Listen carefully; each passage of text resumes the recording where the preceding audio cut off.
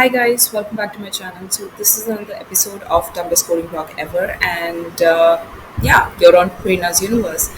And as you can see, there are a few surprises. You can see my face. Well, this was a review that I got from one of my viewers, and they told me that why don't you just come on the camera and you don't have to do so much. You have to just continue doing your work while showing your face.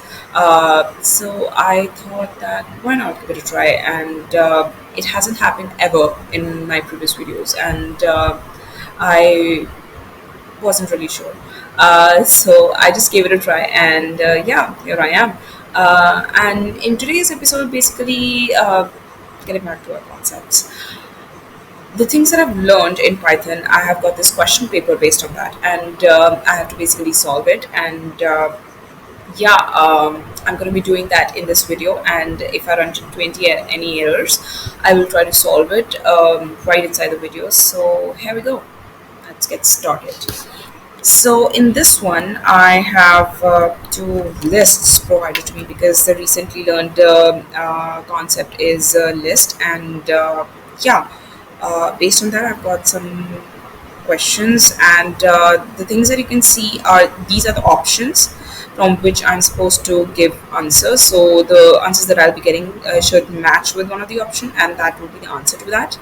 So yeah, giving a quick view of what is happening in this worksheet. So okay, now the first question says that count the total number of orders. Order included both processed and returned orders. Gotcha. Okay, so let me just first try if it is going to print, because I have to make sure if this identifies this list or not. Um, yeah, it identifies this list. Type your code. Got it. Now I'll be total. I have to get total orders, right? So I'll just do total orders.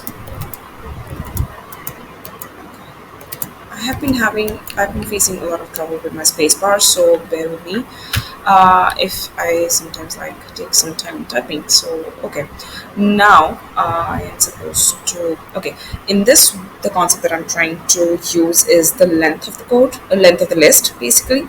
So the length of the list will give me the total number of items that are present in that list, right?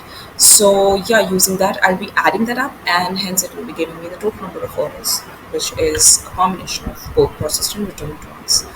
So okay, so length, and I'll be adding it. Space bar having trouble. Next is length. Numbers. And finally, I'll be printing this thing.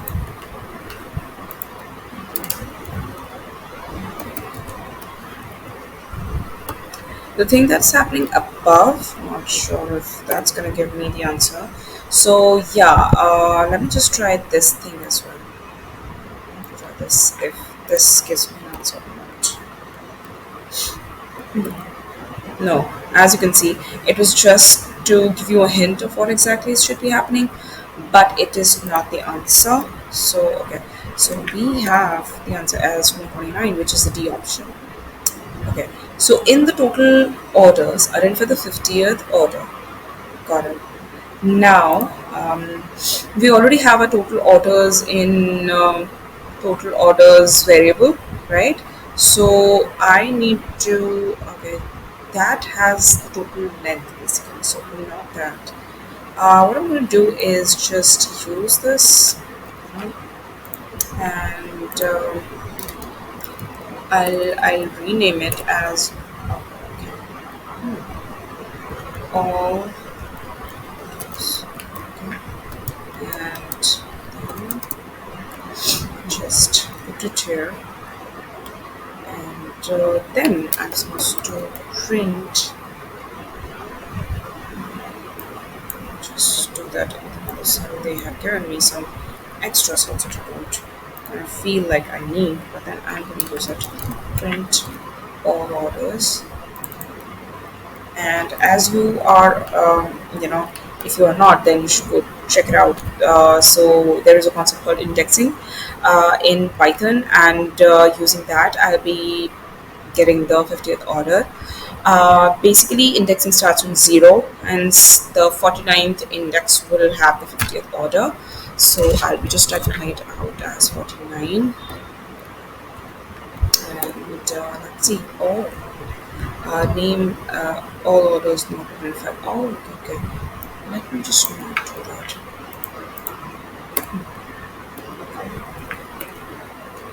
117. It is not there. Ah, okay. So basically, it needs to be sorted because it says assume the auto IDs are being generated as consecutive manner. So consecutive manner says that sorted, right? So okay, let me just put it into sort and all orders as a variable. And there is a concept called sorted, which basically provides you a sorted list. So I'm going to just put this all orders in this thing, and yep. Now in this one, my sorted orders have already been stored. So technically, it should give me the answer, which is 1099, which is the second option. So we have answer. So name error. It says that all okay. It wasn't defined according to it. Okay. So in the 50th order, is the 50th order a returned or a processed order? Okay, so we have 1099 as, so we need to figure out whether it is coming from the processed order list or returned order list. So let's check this out. Okay, so I'll be printing it as there is an in functionality which basically checks if a value is present in that list or not. So let me just check that out. I'm gonna go use this because I'm supposed to refer to this one, right? So let's just remove this extra space and put in, and then in basically processed order. Check true. Okay. Just to be double sure, let me just do it in the reverse order, and it should give false. Let's check this. We got false. So basically it worked, right? So let's move on to the next question, which says that what is the last processed order ID? Assume the order IDs are being generated in a consecutive manner. Alright.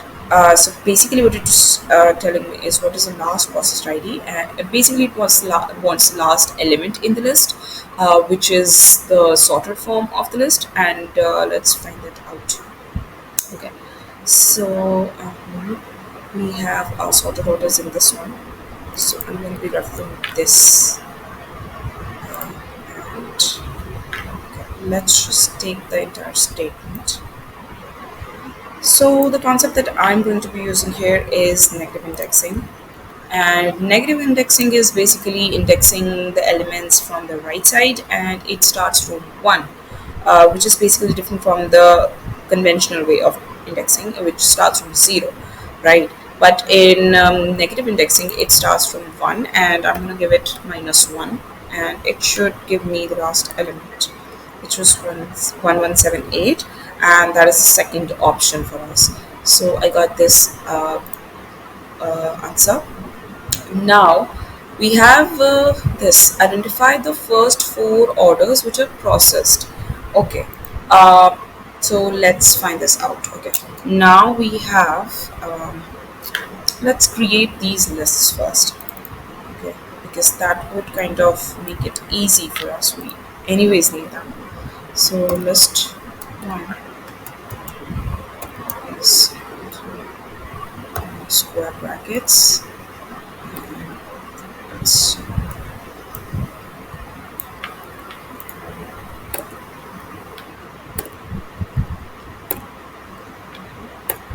now just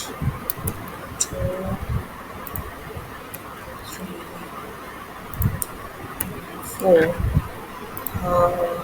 Okay. And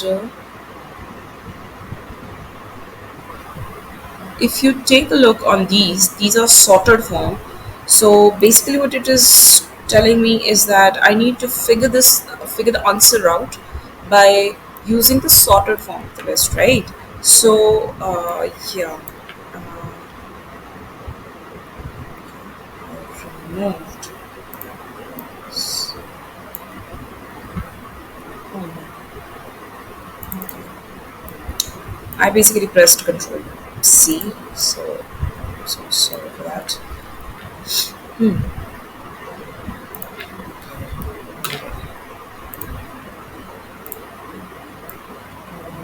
It's just this.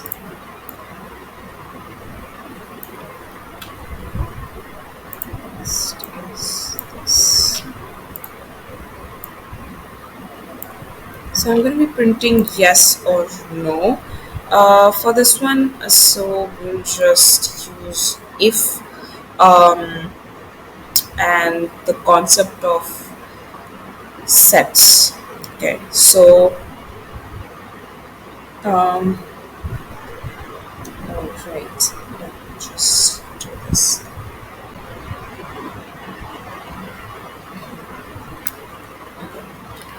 If this,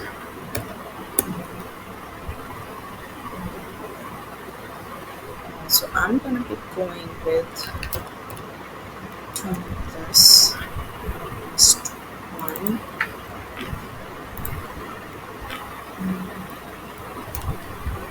Basically, the concept that I'm going to be using is subsets, and for that, I need to have the list in a set form, right? So, uh, verify the first four orders which are processed. Okay. Yes.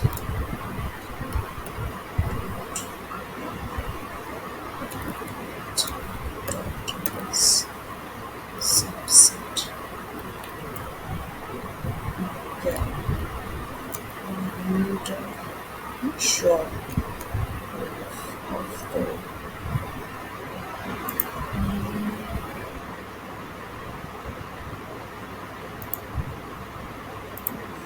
Okay. Let me just find it out.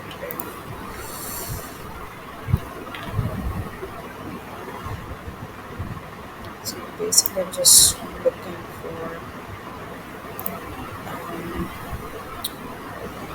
the concept. I basically lost how exactly it works. So add stored, next dot is subset. So yeah, there was some technical glitch that happened. So if you see some disturbance in the video, please try to understand that I kind of ran into some technical issue. So I had to like restart recording the video. So yeah, okay. So here I was just looking for the syntax how is subset is used, right?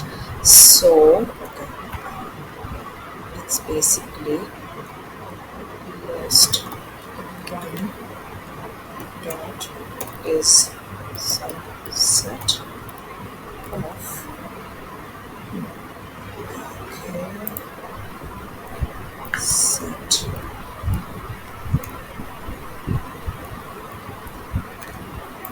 subset of user system, right? So what basically sets does is sort it sorts the list, sorts the elements that are present in the sets, right?